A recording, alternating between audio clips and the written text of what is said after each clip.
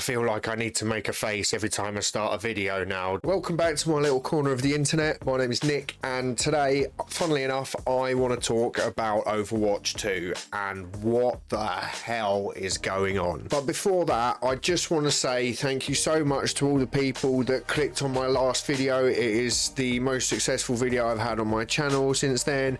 I have gained more subscribers since that video than at any other point in my channel, which is fantastic. So thank you very much.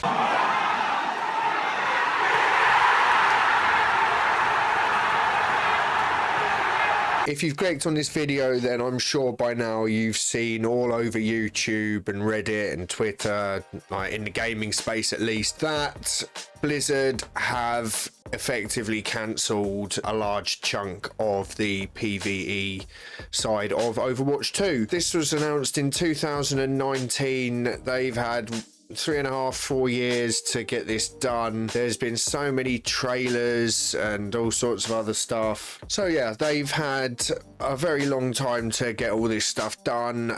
It was basically the premise for Overwatch 2 being developed. If there was no PvE element, I don't think there'd really be much point in actually developing Overwatch 2. But at the time, if I remember rightly, Blizzard were in a bit of hot water, so this was sort of done to take the edge off of what they did. And I'm going to come back to that point in this video. You know, since that announcement, the game has been delayed. Now, I can't blame Blizzard for things like COVID and lockdown. You know, that is fully understandable that you will be delayed by things like that. You know, you have to make adjustments. I fully understand that. But there are also other things that Blizzard has done. If you look at their practice with the last few games that they've released, I can't really say that I'm surprised that this has happened. If you look at Warcraft 3 Reforged, if you look at Diablo Immortal and the stink that kicked up, what was it, last year? I wish I could say I was surprised at Blizzard,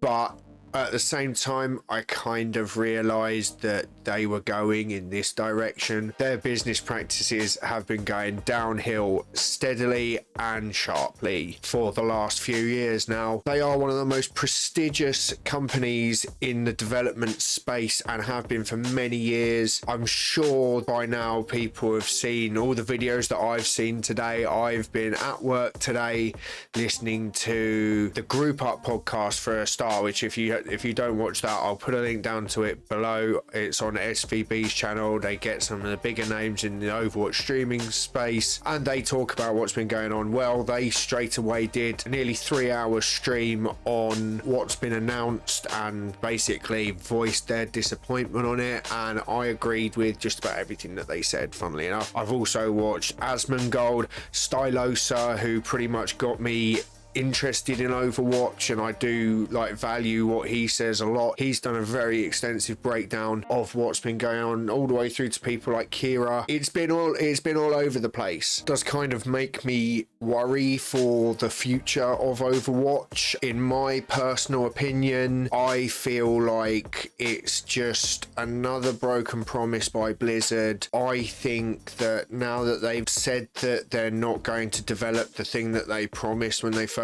announced the game, that I reckon that they're going to just gradually reduce the amount of support that the game's being given. They said when they announced this that they were going to focus more on on the standard PvP. I don't know about that, to be honest. I've got a nasty feeling that this is maybe the sort of the first death knell for Overwatch 2. We'll have to wait and see on it. They did do a roadmap, but will they stick to it? Look at what they've done. They haven't stuck to so many of the things that they've already said.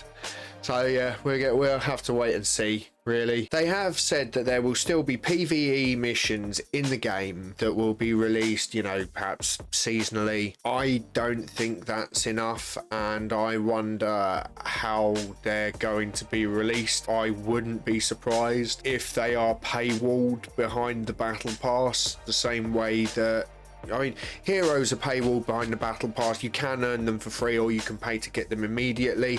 I think that the story missions will just be straight up paywall, to be honest. Will we also just get one mission per season? So can you imagine playing, I don't know, any game that's level based and getting one level every 9 weeks? Like, it's not going to hold people in.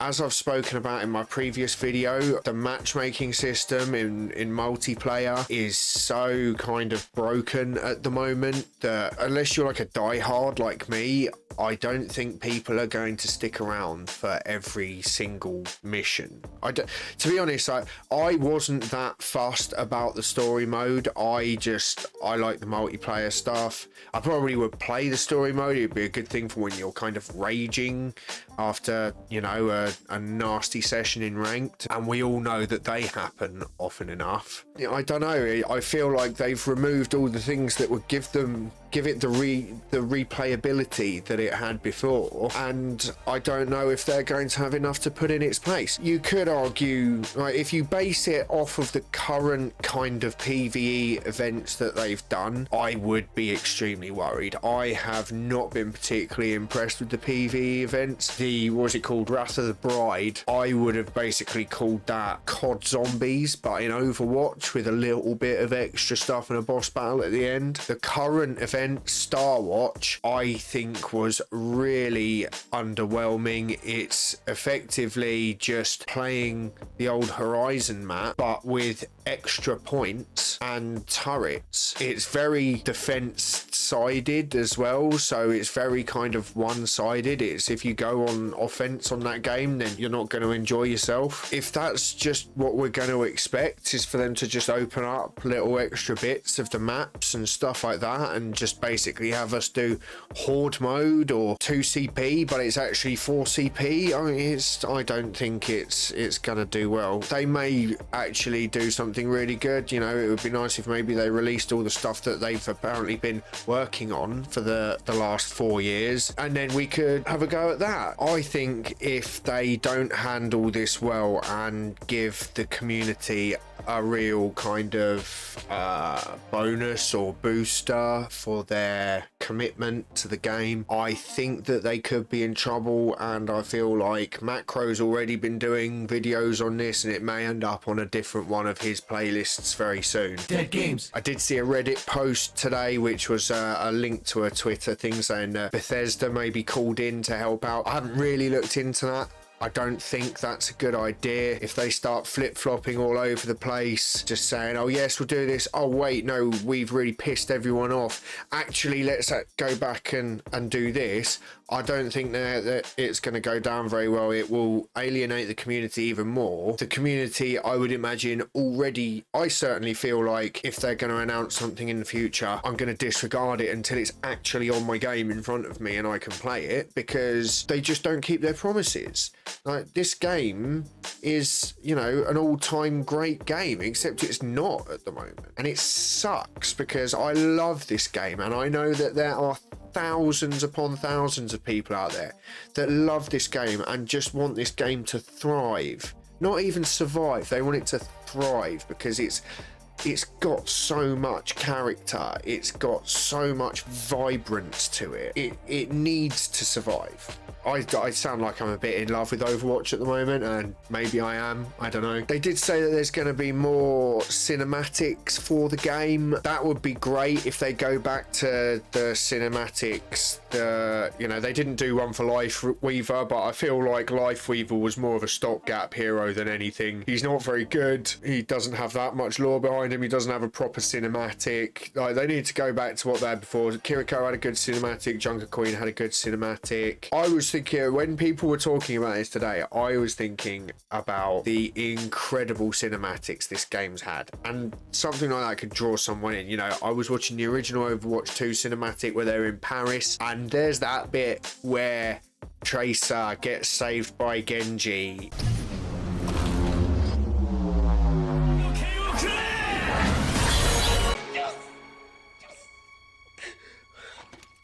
and it's one of my favorite things. It really is. If they do more stuff like that that brings people in, I do think that there is still hope, but they need something other than arcade mode and an event every 9 weeks to support that. Otherwise, again, might not be enough. We have a new support hero who's probably due about 3 months from now. You know, I would like to think that it could be, they need to do another hero that's kind of like Zen, in my opinion. A support hero that isn't just a heal bot, that can really supplement damage and an aggressive play style. I've seen people speculate about it being one of Diva's crew in a different type of mech. I think that would be awesome if they do it right. Of course, we're going to have to wait and see. We won't hear anything about that for probably another 2.5 months yet, so we'll just have to see how it goes, really. I think I have ranted enough for now.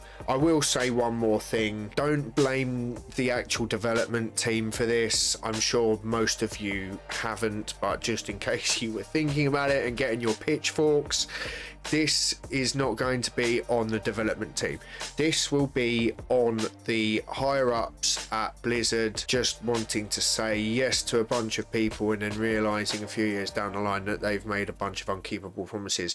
And there's always a good chance that it's got something to do with that little demon baby Bobby Kotick as well. So those are the people that you know, I would point a finger at. But I think I will leave it there for now. I should hopefully be streaming this weekend. I've got to have some minor surgery. I'm having my brain replaced, so if that all goes well, then I should hopefully be on at 5 p.m. GMT on Friday. I hope to see you there. If you enjoyed today's video, or if you agree with me, please consider leaving a like and hitting that subscribe button. Let's see if I can get maybe 50 subscribers at some point. That would be fantastic. Other than that, take care, and I will see you on the flip flop. Peace. Each man knows his responsibility.